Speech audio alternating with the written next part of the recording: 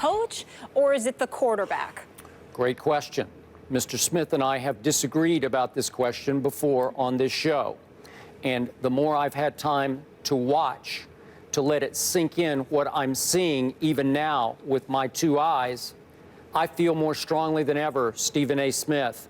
I'm going 75% Brady, 25% Belichick. We all know it is a quarterback's game, and I believe that Brady made Belichick far more than vice versa, and many people think it would be vice versa. But not only has Brady been the quarterback of this dynastic run, he's been the leader of it. He is beloved and admired in that locker room as highly as any quarterback I have ever observed or tried to track in my time of covering pro football. Because remember, he is not above it all in that locker room. He hangs with his offensive line. He is highly liked to the point of being loved by everybody in that locker room. So many quarterbacks, just by the nature of being the franchise quarterback, are a little aloof, a little removed from the day-to-day flow in the locker room. Not this guy. So I give him high marks for that.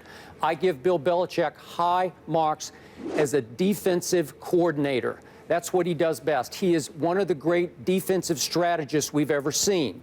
But the defenses have always been very solid, but not great, not dominating. We've not seen Brady be able to benefit from the '85 Bears defense or your steel curtain that you loved when you were a kid, or Dallas's old doomsday defense back through the '70s. Not like that. This is a Belichick who can play chess and match moves with his cogs on defense with a Peyton Manning or a Kurt Warner in a Super Bowl in the St. Louis Rams, Mike Martz offense, but nothing dominating. Then let's look at the record of, as I've told you, of Bill Belichick in Cleveland. Remember, 1, 2, 3, 4, 5 years in Cleveland with 4 losing records, 1 breakthrough his fourth year, 11-5 with 1 playoff win, but he got fired ultimately, winds up in New England, goes 5-11 with Drew Bledsoe the first year, and I've told you before, an assistant on that staff has told me they feared for their jobs going into year 2, and they started 0-2, and then you know the rest of the story. Out of heaven fell the 6th-round draft choice, Tom Brady, into Belichick's lap. And not only do I think he saved his job, but he launched the dynasty. So now let's look at what Tom Brady has done. Well, meanwhile, Bill Belichick, all the cheating legacy of the Patriots was all on Belichick. And I think you would agree with me, was Spygate not all on Bill Belichick? I think it was. Yes. Okay? Yeah. And all the other accusations about the other Super Bowls all were pointed toward Belichick. But Tom Brady has taken the fall for Deflategate. I think unfairly, we could argue that. Let's not get off on that. But that's been the recent focus has been on Brady only on Deflategate. I defended him. He was exonerated in a court of law. Now, what has Brady been able to do? Is it possible he's done more with less than any quarterback in history? I give you Randy Moss. He had him for 3 years. He had the ultimate deep threat, and they put up some ultimate record-setting numbers. But in general, Tom Brady hasn't had a deep threat. He doesn't have one now. He doesn't even have a running game right now. They just put the ball in Brady's hands and say, you do it. 77% of the time against Kansas City, they just said, throw it. Just throw it. They got 21 rushing yards from their running backs. And speaking of those running backs, one is named Steven Jackson. He's a former first-round draft pick. He's now the only former first-round draft pick on the whole roster. So Tom Brady, the 6th-round draft pick, is doing it with a whole roster, offense and defense, with no first-round draft picks except the running back who I'm not even sure he's going to get to play at Denver. I don't even know if that, sometimes they surprise me. But Stephen A., I can't make a stronger case than it's all Brady. All the way through. There's no way he could have done this without Brady. So I might even be low giving Brady 75% of this credit. Well, I can't get into numbers from the perspective of Skip that this is a players' league, as most professional sports leagues, are actually. And so when you think about the greatness of Brady, that's not to be denied. What I'm saying to you is that I think that, you're very disrespectful to to Belichick. Even if you were giving Brady 75%, you're giving it to him to make the declaration that without Brady, Belichick is nothing. And I'm saying to you, that's not true.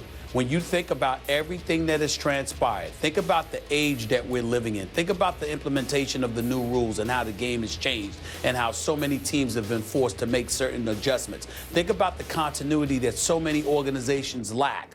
But this organization, as Teddy Bruschi and other former Patriots have come on the air and have declared for us on many, many occasions, it stops with Belichick. You don't get to go upstairs. You can shake Mr. Kraft's hand. You can sit there and have conversations with him about you, your family, or whatever. But when it comes to actual football matters, personnel decisions, and what takes place in practice and on the field, the buck starts and stops with Bill Belichick.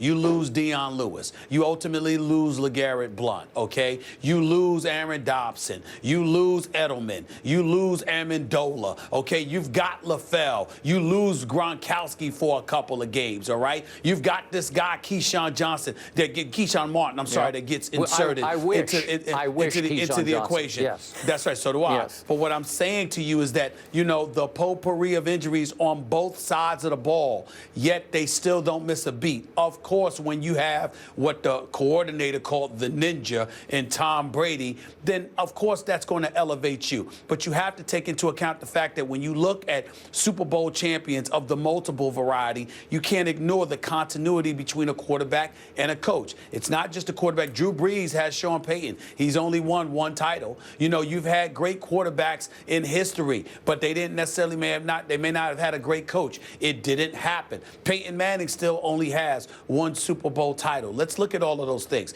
But when you look at Terry Bradshaw and Chuck Noll, you got 4 titles. When you look at Montana and Walsh, you got 3 titles. When you look at Eli Manning with Tom Coughlin, you got 2 titles. So there's a continuity issue that I believe that you're ignoring.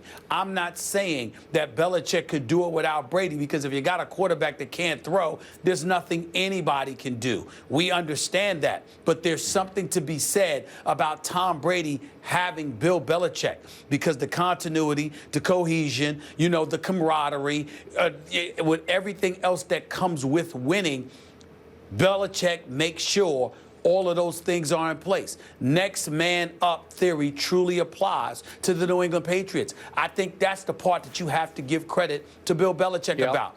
Because let me tell you something. If you're not willing to do so, then what you're not willing to acknowledge is that a coach could mess things up for a great player. And we all know that to be the case. Magic Johnson made sure Paul Westphal was out of there. You see what I'm saying? That's not what he wanted. Or was it Westhead? Westhead, I'm sorry. Paul Westhead was out of there. Why? Because he needed Pat Riley. Michael Jordan. We all know that Doug Collins, our very own Doug Collins, is a great basketball mind. As far as I'm concerned, an accomplished coach, pretty damn good. I thought he could do it for Chicago. But Michael Jordan and those boys was like, yo, Phil Jackson's that dude. And Phil Jackson is an 11-time champion. You look at the Lakers and all the problems that they had with Dale Harris and whoever it was before him, and the list goes on. Phil comes back, and all of a sudden, Shaq and Kobe three-peat. Okay, so there's something to be said about a coach's ability to mess it up. If we know that a coach can mess it up, how do you take credit away from them when they clearly haven't messed it up? That's where I'm coming in about Bill Belichick. So I understand your point, and nobody's here to refute Tom Brady's greatness.